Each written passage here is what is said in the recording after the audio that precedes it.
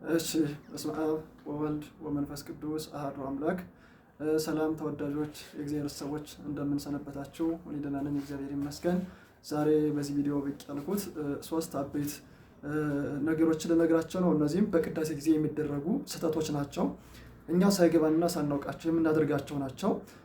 እነዚሁም ሶስት ናቸው። አንደኛው ከቆረብን በኋላ እቶበ ሰላም እስከሚባል ድረስ የምናደርገው ስህተት ነው። ሁለተኛው ደግሞ እንደ ይሁዳ ያስቆጥራል የተባለ ነው። ሶስተኛው እንደ ዲያብሎስ ያስቆጥራል የተባለ ስህተት ነው። መጻሕፍት እንደ ዲያብሎስና እንደ ይሁዳ ያስቆጥራሉ የተባሉ ሁለት አበይት ስህተቶች አሉ። ከነዚያውም ጋር አንድ ስህተት ጨምሬ ነው የምነግራችሁ። ተከታተሉኝ። የመጀመሪያው ስህተት ምንድን ነው ትሉ ከሆነ ቁርባን ከተፈጸመ በኋላ ቆራቢዎችም አስቀዳሾችም የምንፈጽመው ስህተት ነው። ይህ ደግሞ ምንድን ነው ካላችሁኝ፣ ቆራቢዎች በተለይ ይፈጽሙታል። ቆራቢዎች ታውቃላችሁ እንግዲህ ከቆረቡ በኋላ በእርግጥ ቅዳሴ ከተፈጸመ በኋላ ብዙ እህል ሳይበሉ መቆየት የለባቸውም። ነገር ግን ቁርባኑ እንደተፈጸመ ወዲያው ማየ መቁረር ይሰጣቸዋል። ይህ ማየ መቁረር የሚሰጣቸው ካፋቸው የቀረ ነገር ካለ እሱን ይዞላቸው እንዲወርድ በምራቃቸው አማካኝነት ወደ ምድር እንዳይነጥብ የሚሰጣቸው ነው። ነገር ግን ያን ተከትሎ ጸበል ስጠን እያሉ ጸበል ተጨማሪ ይጠጣሉ። እቶበ ሰላም ሳይባል ዘይም ከያዙ ሌላም ህብስት ከያዙ እንዲሁ ይመገባሉ ማለት ነው። ይህን የሚያደርጉት መቼ ነው? እቶበ ሰላም ብሎ ዲያቆኑ ሳያሰናብት ነው ይህን ነገር የሚመገቡት። ይህ ደግሞ በጣም እጅግ ስህተት ነው። አብዛኛውም ደግሞ የሚፈጸመው ቅኔ ባለ ጊዜ የማኅሌት አገልግሎት እንዲሁም ደግሞ ክብረ በዓል ባለ ጊዜ ይፈጸማል። በተለይ ክብረ በዓል ባለ ጊዜ ታውቃላችሁ ቁርባን ከተፈጸመ ጀምሮ እቶበ ሰላም የሚባልበት ሰዓት በጣም ረዝም ነው። በዚያን ሰዓት ይፈጽሙታል እና ይህ በጣም እጅግ ስህተት ነው። ፍትሐ ነገሥት አንቀጽ 13 ከቁጥር 532 ላይ ወያቁረር መኑሂ አሐዱሂ ቁርባኖ ወይክድን ቁርባኖ ዘእንበለ ቅድመ ሠርወተ ሕዝብ፣ ማንም ማን እቶበ ሰላም ሳይባል ቁርባኑን በተራ ህብስት አያብርደው ይባላል ተብሏል። ስለዚህ ማንም ሰው ቁርባኑን ማብረድ የለበትም። ስለዚህ ይህን ልብ ብላችሁ ያዙ። ማብረድ የለባችሁም። ያልቆረባችሁ አስቀዳሾችም እንዲሁ ደግሞ ዲያቆኑን ጸበል ስጠን እያላችሁ ጸበል አጠጡ። ጸበል ስለሆነ ተብሎ ነገር የለም። ጸበልም ቢሆን ያልተፈቀደ ነው። በቃ እቶበ ሰላም ከተባለ በኋላ የተፈቀደልን እንጂ ቅዳሴ እንድንጠጣ ጸበል አልተፈቀደም። ስለዚህ ጸሎቱ ስላለበቃ ማናቸውም ሰው ምግብ ተመግቦ እንደማስቀደስ ነው የሚቆጠረው። ማናቸውም ጸበልም ከጠጣ ምግብም ከተመገበ ከቆረበም በኋላ ቢሆን እቶበ ሰላም ካልተባለ ምግብ ተመግቦ እንዳስቀደሰ ነው የሚቆጠረው እና ይህን ስህተት ሁላችሁም ማቆም ይኖርባችኋል ማለት ነው።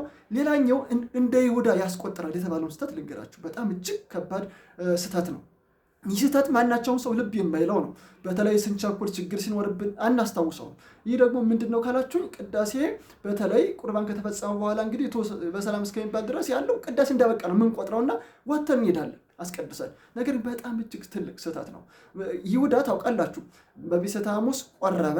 ክርስቶስ እቶበ ሰላም ብሎ ሳያሰናብት የመሰናበቻ ቃል ሳይሰጣቸው ከደቀ መዛሙርቱና ከክርስቶስ ተለይቶ ወጥቶ ሄደ። ወዲያው ምንድን ነው የሚለው? እንደውም ሳዊሮስ ዘእስሙናይን አነጻጽሮ ይናገራል። አንቀጽ 5 ላይ ወዲያው እንደወጣ ሰይጣን አደረበት፣ ጌታውንም አሳልፎ እስከ መሸጥ ደረሰ።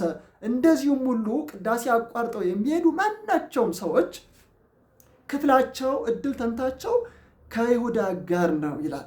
ኮነ አምሳሊሁ ለይሁዳ፣ ቅዳሴ አቋርጦ የሚሄድ ሰው የይሁዳ አምሳል ሆነ ተብሎ የተገለጸ። ስለዚህ የፈለገ ችግር ቢኖር የፈለገ ነገር ቢሆን የሚፈቀደው አንድ ነገር ብቻ ነው። እሱም በጣም ደዌ ካለ፣ ደዌ ከሰው ፊት የሚጥል በሽታ ካለ ወጥቶ መሄድ ይቻላል እንጂ ከዛ ውጭ ባለ ነገር ግን መውጣት አይቻልም። ስለዚህ በዚህ መንገድ እንድናየው። ሁለተኛው። ሶስተኛ እንደ ዲያብሎስ የሚያስቆጥር ስህተት ነው። ይህ ስህተት ደግሞ የሚፈጸመው ካህኑ ቅዱስ ሲል ኪያከ ባለማለት፣ በጥቅሉ ተሰጥኦ ባለመቀበል የሚፈጸም እጅግ ትልቅ ስህተት ነው። ምናልባት እኛ ተሰጥኦ ለመቀበል አናውቅም፣ እውቀቱ የለንም፣ ችሎታው የለንም ልትሉ ትችላላችሁ። ልብ ብላችሁ አዳምጡኝ። ዲያብሎስ ቀድስ ይሉት ቀድሱ ይብሏል፣ አመስግኑ ይሉት አመስግኑ ይብሏል። እንዲያመሰግን የፈጠሩትን የሥላሴ ምስጋና ለራሱ ወስዷል። ይህን ያደረገ ባለማወቅ አይደለም፣ ወይም ደግሞ በስተት አይደለም፣ በትዕቢት ነው ያደረገው። እኛም ቅዳሴ ላይ ቆመን ባለማወቅ ተሰጥኦ ባንቀበል ችግር የለውም። በስተት ተሰጥኦ ባንቀበል ችግር የለውም። በድካም ባንቀበል ችግር የለውም። ነገር ግን በትዕቢት ሳንቀበል ስንቀር ግን እድል ፈንታችን ጽዋ ተርታችን ከዲያብሎስ ጋር ነው የሚሆነው። ስለዚህ ማናቸውም ሰው ኪያከ ማለት ባይችል እንኳን እጁን መዘርጋት አለበት። በትህትና መቆም አለበት። በፍርሃት መቆም አለበት። እንደገና ደግሞ በአማርኛ የሚጸልዩ ጸሎቶች አሉ። አባታችን ሆይ አለ፣ አቤቱ ማረን አለ። ይሄን እንኳን ቢያንስ ማለት ይኖርበታል በትትና ሆኖ በግዕዝ ተሰጥኦ ማቀበል ባይቻል። ስለዚህ እነዚህን ነገሮች መፈጸም ይኖርብናል። እኛ ክርስቶስ ምን ብሏል? እግዚአብሔር ምን ብሏል መሰላችሁ? በነብዩ አድሮ የሚያከብሩኝን አከብራለሁ፣ የሚያዋርዱኝን ደግሞ አዋርዳለሁ ብሏል እግዚአብሔር አምላካችን። እና ቅዳሴውን ስናከብር ስርዓቱን ስንጠብቅና ስናከብረው የምንከብረው እኛ ነን፣ የምንቀደሰው እኛ ነን። እና ስርዓቱን አክብረን እንድንኖር እግዚአብሔር አምላካችን ቅዱስ ፈቃድ ይሆንልን። ቤቱ እንግዲህ ውድ ተወዳጆች አዲስ ነው፣ ጋዳ ቲዩብ ይባላል። ገና አዲስ ነኝ፣ ቤቱም አዲስ ነው። ይህ ደግሞ ቤት የምንማርበት የእግዚአብሔርን ዶግማ፣ ቀኖና፣ ትውፊት እንዲሁም ስርዓት ነው እና የእግዚአብሔርን ስርዓት ጠብቆ አስጠብቆ ለመኖር ይህን ዩቲዩብ አበረታቱልኝ። እኔም ደግሞ የእግዚአብሔርን ስርዓት የምጠብቅበትና የማስጠብቅበት ቤት ይሆናል። ሰላማችሁ ይብዛልኝ።